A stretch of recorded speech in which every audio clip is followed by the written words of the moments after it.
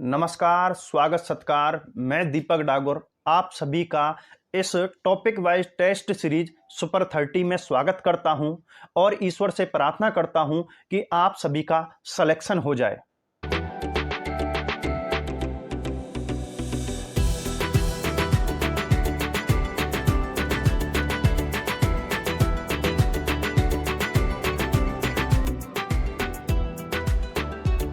आज के चैप्टर में जो राजस्थान की जनजातियां हैं उनके बारे में बात करेंगे। हमारे राजस्थान में कुल 12 जनजातियां हैं। कितनी हैं? 12। ठीक है, इन 12 जनजातियों के बारे में आज क्वेश्चन है इंपॉर्टेंट, तो क्लास को लाइक और शेयर कर दीजिए। पहली बार देख रहे हैं तो चैनल को सब्सक्राइब कर लीजिए। पहला जो क्वेश्चन है आपका EORO 2023 जो अभी एग्जाम हुआ है 14 मई को, उसमें पूछा गया है भील और गरासिया स्थानीय जनजातियां हैं जो मध्यमाही छप्पन बेसिन में स्थानांतरित खेती का व्यवसाय करती हैं। उन्हें डैश डैश के रूप में जाना जाता है। बागड़, बालरा, झामरी, हाड़ौती। तो उसे हम क्या कहते हैं? बालरा। यानी कि ये जो खेती करने का तरीका है इसे हम क्या कहते हैं? बालरा कहते हैं। अगला क्वेश्चन हाउस कीपर 2022 में पूछा गया है कू क्या है? ठीक है, कू क्या है? गरासिया जनजाति का हथियार, मीणा जनजाति का पर्व, भील जनजाति का घर, डामोर जनजाति का वस्त्र। तो इसका जो सही आंसर है वो हो जाएगा भील जनजाति का घर। जो घर होते हैं उनको हम क्या कहते हैं? भील जनजाति के जो घर हैं उनको हम कू कहते हैं। क्या कहते हैं? कू कहते हैं। ठीक है। अगला क्वेश्चन आपके वीडियो 2021 में पूछा गया है पाल किसे कहते हैं? क्या पाल किसे कहते हैं? जनजाति द्वारा की जाने वाली खेती, शहरियों की बस्ती, मीणाओं की बस्ती, भीलों की बस्ती। तो इसका जो सही आंसर है वो क्या हो जाएगा? भीलों की बस्ती। यानी कि भील जनजाति के जो गांव होते हैं उन्हें हम क्या कहते हैं? पाल कहते हैं। क्या कहते हैं? पाल। ठीक है। अगला क्वेश्चन शानदार सा आपके सामने है। शिक्षक ग्रेड सेकंड 2011 RS 2003 में पूछा गया है राजस्थान में सर्वाधिक प्रतिशत वाली अनुसूचित जनजाति है। यानी कि क्वेश्चन क्या है कि राजस्थान में सर्वाधिक जो जनजाति है वो किसका प्रतिशत है? ठीक है, भील जनजाति का, मीणा का, गरासिया का, भील मीणा का। ठीक है, तो हमारे राजस्थान में जो सर्वाधिक संख्या में पाई जाने वाली जो जाति है, जनजाति, उसका नाम है मीणा। क्या नाम है? मीणा। यानी कि 1 नंबर पर मीणा पाई जाती है, 2 नंबर पर भील है और 3 नंबर पर पाई जाती है आपकी गरासिया। ठीक है। चलिए अगला 5वां क्वेश्चन आपके सामने है। BSTC 2018 में पूछा गया है मत्स्य पुराण, जिसे हम दूसरे नाम से भी जानते हैं मीन पुराण, में किस जनजाति का उल्लेख है? ठीक है, मीणा, सहरिया, भील, गरासिया। तो इसका जो सही आंसर है वो क्या हो जाएगा? मीणा। क्या हो जाएगा? मीणा। ठीक है, देखो मत्स्य पुराण या मीन पुराण जिसमें भगवान विष्णु का एक अवतार है जिसे कहते हैं हम मत्स्य अवतार। क्या कहते हैं? मत्स्य अवतार। ठीक है, इस मत्स्य अवतार में इसका उल्लेख किया गया है और इसी अवतार से मीणाओं की उत्पत्ति मानी जाती है। ठीक है, और जो ये मीन पुराण नामक जो ग्रंथ है ये जो लिखा है आचार्य मुनि सागर। किसने लिखा है? आचार्य मुनि सागर ने इस ग्रंथ की रचना की है। ठीक है। चलिए अगला क्वेश्चन है राजस्थान पुलिस कांस्टेबल 2013 में पूछा गया है मोरनी मोड़ना किस जनजाति से संबंधित है? भील, मीणा, गरासिया, सहरिया। ठीक है, तो इसका सही आंसर हो जाएगा मीणा। क्या हो जाएगा? मीणा। देखो मोर, मोरनी, ठीक है, यानी कि ये मोर की बात हो रही है जो हमारा राष्ट्रीय पक्षी है, राष्ट्रीय पक्षी जिसका नाम है मोर। क्या नाम है? मोर। ठीक है, उस मोर की बात हो रही है। यानी कि मीणा जनजाति का जो सर्वाधिक प्रिय पक्षी है उसका नाम क्या है? मोर, और उसी के नाम पर मोरनी मोड़ना रखा गया है। ठीक है। क्वेश्चन नंबर 7 आपके सामने है। ग्राम सेवक 2016 में पूछा गया था भीलों में छेड़ा फाड़ना क्या है? तलाक, पुत्र जन्म, विवाह, त्योहार। ठीक है, तो छेड़ा फाड़ना ये क्या है? एक तरीके की तलाक की रस्म है, तलाक की प्रक्रिया है। भील जनजाति में जब पुरुष को महिला से तलाक लेना हो, डिवोर्स लेना हो, तो वो क्या करता है?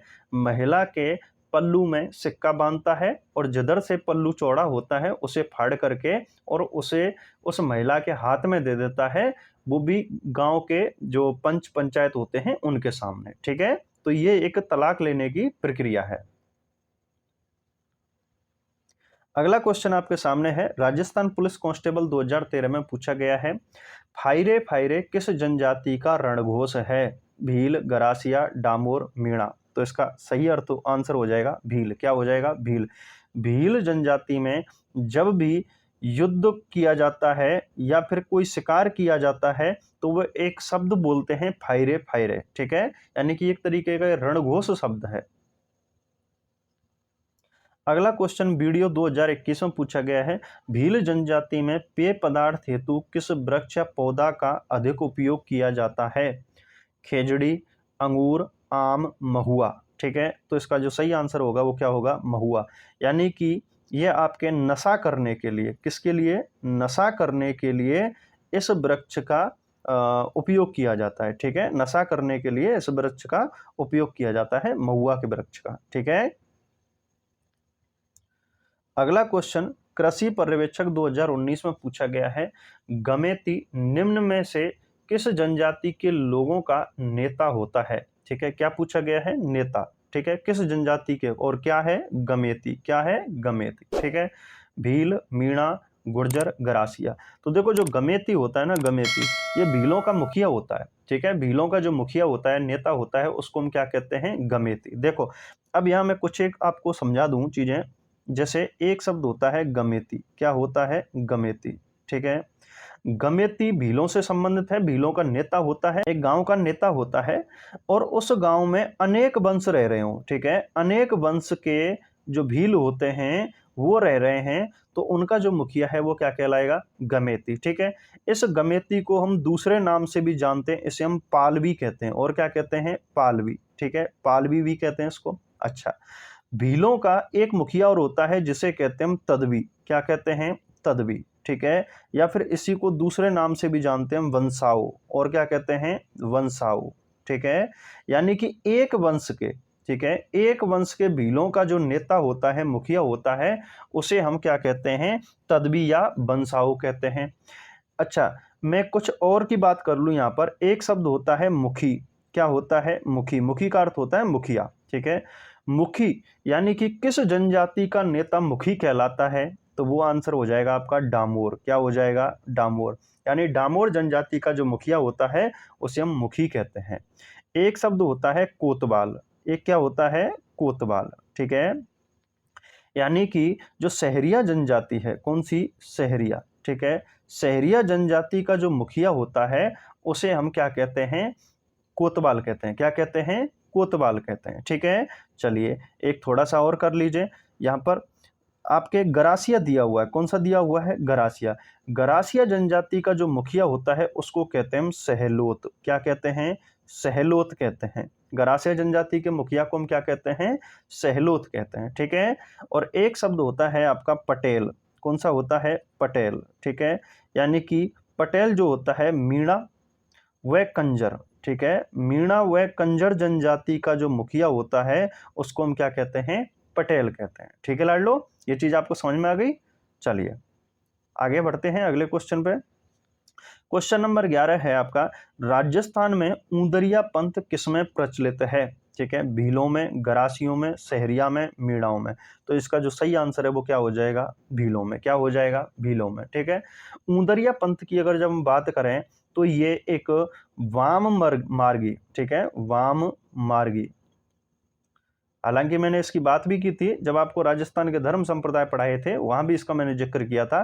तो ये वाम मार्गीय संप्रदाय है, ऊंदरिया संप्रदाय, ऊंदरिया पंथ, और इसके जो संस्थापक हैं उनका नाम है मल्लीनाथ। क्या नाम है? मल्लीनाथ। ठीक है, मल्लीनाथ जी ने, जो कि हमारे राजस्थान के लोक देवता हैं, उन्होंने ऊंदरिया पंथ की स्थापना की थी। और ये भीलों से संबंधित होता है, और भीलों में भी कहाँ के? जो जय संबंध है ना, जय संबंध, जय संबंध तहसील के में रहने वाले जो भील हैं या उसके आसपास रहने वाले जो भील हैं, उनमें प्रचलित एक संप्रदाय है जिसका नाम है ऊंदरिया पंथ। ठीक है,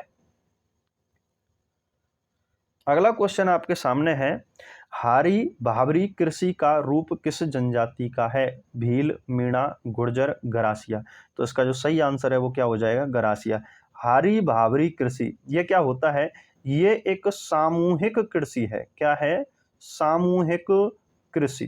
ठीक है, यानी कि गरासिया जनजाति के कई सारे लोग इकट्ठा होकर के खेती करते हैं, सामूहिक खेती करते हैं, उसी को हम क्या कहते हैं, हारी बावरी खेती या हारी बावरी कृषि कहते हैं। चलिए अगला क्वेश्चन है आपके सामने, कौन सा विवाह गरासिया जनजाति में प्रचलित नहीं है? ठीक है, कौन सी जनजाति में? गरासिया जनजाति में प्रचलित नहीं है। इससे मिलता जुलता एक क्वेश्चन आपके CET का जो एग्जाम हुआ था उसमें भी पूछा गया था। तो यहाँ हम बात कर रहे हैं कौन सा विवाह गरासिया जनजाति में प्रचलित नहीं है। ठीक है, लाली मोरिया, मोर बांधना, पहरावना, ताड़ना। ठीक है, तो इसका जो आंसर है वो क्या हो जाएगा, लाली मोरिया। क्या हो जाएगा, लाली मोरिया। देखो मोर बांधना जो है गरासियों में एक विवाह का प्रकार है। इसमें 7 फेरे लेकर के जो तरीके से विवाह होता है, सामान्य विवाह होता है, उसको मोर बांधना कहते हैं। ठीक है, पंडित जी के सामने 7 फेरे लेकर के विवाह लेना, वो आपके क्या होगा, मोर बांधना। एक होता है पहरावड़ा। ठीक है, इसमें ब्राह्मण जो होता है, ठीक है, यानी कि जो पंडित जी होते हैं उनकी जरूरत नहीं पड़ती, उनके बिना ही फेरे ले लिए जाते हैं, वो आपका क्या कहलाता है, पहरावड़ा। ठीक है, फिर आता है एक विवाह का प्रकार जिसे कहते हैं हम ताड़ना। क्या कहते हैं, ताड़ना। इसमें क्या होता है, वर जो होता है, वर पक्ष, वो वधू को, किसको, वधू को, ठीक है, वधू के लिए धन देता है। ठीक है, यानी कि वधू के बदले धन देता है कौन, दूल्हा। ठीक है, दूल्हा पत्नी के बदले, पत्नी लेने के बदले लड़की वालों को क्या देता है, धन देता है, वो आपका कौन सा विवाह कहलाता है, ताड़ना विवाह। और एक होता है खेवड़ा, एक विवाह का प्रकार और चलता है इनमें, खेवड़ा विवाह। ठीक है, इसमें क्या होता है, पत्नी जो है, ठीक है, पति पत्नी है, दोनों की शादी हो चुकी है, लेकिन पत्नी अपने पति को छोड़कर किसी दूसरे पुरुष के साथ भाग करके शादी कर लेती है, किसी दूसरे पुरुष के साथ में, अपने प्रेमी के साथ में भाग करके शादी कर लेती है, वो आपका क्या कहलाता है, खेवड़ा विवाह। क्या कहलाता है, खेवड़ा विवाह। ठीक है, चलिए अगले क्वेश्चन की तरफ बढ़ते हैं। क्वेश्चन नंबर 14 आपके सामने है, राजस्थान के किस जिले में सहरिया जनजाति केंद्रित है? यानी कि सहरिया जनजाति कहाँ पाई जाती है, ये पूछा गया है। सिरोही, डूंगरपुर बांसवाड़ा, उदयपुर चित्तौड़गढ़, बारा। ठीक है, तो कौन सी जनजाति, सहरिया जनजाति। ध्यान रखना सहरिया जनजाति जो है वो 12 जिले में पाई जाती है। कहाँ पर, 12। और 12 जिले की भी 2 तहसील हैं। ठीक है, 12 जिले की 2 तहसील हैं, जिनमें एक का नाम तो है शाहाबाद। क्या नाम है, शाहाबाद। ठीक है, और दूसरी जो तहसील है उसका नाम है किशनगंज। क्या नाम है, किशनगंज। ठीक है, यानी कि 12 जिले की शाहाबाद तहसील और किशनगंज तहसील में कौन सी जनजाति पाई जाती है, सहरिया जनजाति पाई जाती है। क्वेश्चन नंबर 15 आपके सामने है, राजस्थान की निम्न में से कौन सी जनजाति को भारत सरकार द्वारा आदिम जनजाति समूह, किसमें, आदिम जनजाति समूह की सूची में शामिल किया गया है? भील, भील, सहरिया, गरासिया, मीणा। ठीक है, तो जो इसका सही आंसर है वो हो जाएगा सहरिया। क्या हो जाएगा, सहरिया। क्योंकि जो सहरिया है ना, ये सर्वाधिक पिछड़ी हुई जनजाति है। कैसी है, सर्वाधिक पिछड़ी हुई जनजाति। ठीक है, यानी कि आज भी आदिम तरीके से अपना जीवन यापन करते हैं सहरिया जनजाति के लोग, इसी कारण इनको आदिम जनजाति समूह में शामिल किया गया है। क्वेश्चन नंबर 16 आपके सामने है, दक्षिणी राजस्थान की जनजातियों में बड़ालिया का क्या अर्थ है? 2 पक्षों के मध्य विवाह संबंध में मध्यस्थता करने वाला, भोपाजी से आशीर्वाद लेने की प्रथा, विवाह के अवसर पर पहना जाने वाला आभूषण, पुत्र जन्म के अवसर पर मनाए जाने वाला उत्सव। ठीक है, तो इसका जो बड़ालिया है, बड़ालिया किसको कहा जाता है, जो 2 पक्षों के मध्य विवाह संबंध में मध्यस्थता कराने वाला जो व्यक्ति होता है उसे हम क्या कहते हैं, बड़ालिया। ठीक है, बड़ालिया कहते हैं उसको। बिचौलिया जैसे हमारे कहते हैं ना, बिचौलिया, तो वही होता है, दोनों पक्षों की तरफ, दोनों पक्षों को विवाह में मध्यस्थता कराता है। ठीक है, अगला क्वेश्चन आपके सामने है, आदिवासियों में लीला मोरिया संस्कार किससे संबंधित है? जन्म से, विवाह से, कन्यादान से, मृत्यु से। ठीक है, तो लीला मोरिया क्या होता है, विवाह से संबंधित एक संस्कार है। अगला क्वेश्चन आपके सामने है, मेवाड़ के मगरा क्षेत्र के भीलों के कालाजी हैं। ठीक है, क्या भीलों के कालाजी हैं? केसरिया नाथ जी, ऋषभदेव जी, आदिनाथ जी, उपर्युक्त सभी। तो इसका जो सही आंसर है वो हो जाएगा उपर्युक्त सभी। आदिनाथ को ही ऋषभदेव कहा जाता है और इन्हें केसरिया नाथ जी के नाम से भी पूजा जाता है। ठीक है, अगला क्वेश्चन आपके सामने है, बीजा व माला राजस्थान की किस जनजाति की शाखाएं हैं? कौन सी? बीजा व माला, सासी, डामोर, सहरिया, कंजर। तो इसका अर्थ क्या हो जाएगा? बीजा व माला यानी कि किस जनजाति में पाए जाते हैं? ये दो समूह हैं, यानी कि सांसी जनजाति में पाए जाते हैं। किसमें? सांसी जनजाति में पाए जाते हैं। और सांसी जनजाति के जो लोग होते हैं ये हरिजन को, ठीक है, इनका मुखिया कौन होता है? हरिजन परिवार का व्यक्ति इनका मुखिया होता है, जिसे भंगी कहते हैं हम। ठीक है, भंगी जो परिवार है उसका मुखिया होता है सांसी जनजाति का। ठीक है, क्योंकि हरिजन को ये अपने अपने से ऊपर मान करके चलते हैं। ठीक है, अगला क्वेश्चन आपके सामने है, राजस्थानी संस्कृति में खपटा क्या है? क्या पूछ रहा है? खपटा। ठीक है, खपटा क्या है? देवी देवताओं की मिट्टी की मूर्तियां, सहरिया पुरुषों का साफा, मेहंदी से भरा हथेली का चिन्ह, मिट्टी का एक बर्तन। ठीक है, तो खपटा किसे कहा जाता है? सहरिया पुरुषों का जो साफा होता है उसे हम क्या कहते हैं? खपटा। ठीक है, क्या कहते हैं? खपटा। सहरिया जनजाति के कुछ एक और वस्त्रों की बात करें तो जैसे एक नाम आता है सलुका। क्या नाम आता है? सलुका। ठीक है, सलुका क्या होता है? ये सहरिया पुरुषों की एक अंगरखी होती है। क्या होती है? सहरिया पुरुषों की अंगरखी जो होती है उसे हम क्या कहते हैं? सलुका कहते हैं। और एक शब्द आता है पंछा। क्या आता है? पंछा।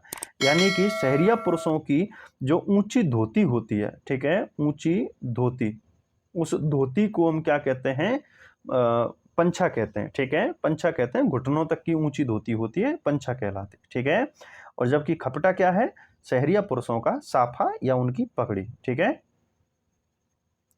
चलिए अगला क्वेश्चन आपके सामने है, डामोर जनजाति अधिकतर पाई जाती है डूंगरपुर व बांसवाड़ा, कोटा व बारा, प्रतापगढ़, भीलवाड़ा। ठीक है, तो जो डामोर जनजाति है, डा से डामोर और डा से डूंगरपुर, इसका आंसर क्या हो जाएगा? ए। ठीक है, यानी कि डूंगरपुर व बांसवाड़ा क्षेत्र में पाई जाती है, या फिर हम कह सकते हैं कि ये बागड़ क्षेत्र में पाई जाती है। कौन से में? बागड़, क्योंकि डूंगर और बांसवाड़ा को हम मिला के क्या कहते हैं? बागड़ कहते हैं। ठीक है, चलिए अगला क्वेश्चन आपके सामने है, सामाजिक सहकारी संस्था जिसका नाम है हेलरू, ठीक है, राजस्थान की किस जनजाति से संबद्ध है?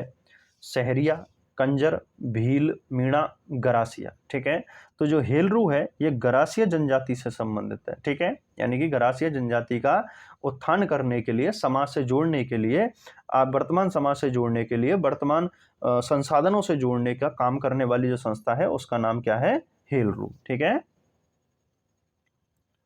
अगला क्वेश्चन है आपके सामने, भील जनजाति द्वारा पहाड़ी ढालों पर की जाने वाली स्थानांतरित खेती कैसी स्थानांतरित कृषि कहलाती है? दजिया, चिमाता, दिप्पा, दहिया। ठीक है, तो इसका जो सही आंसर है वो क्या हो जाएगा? चिमाता। क्या हो जाएगा? चिमाता।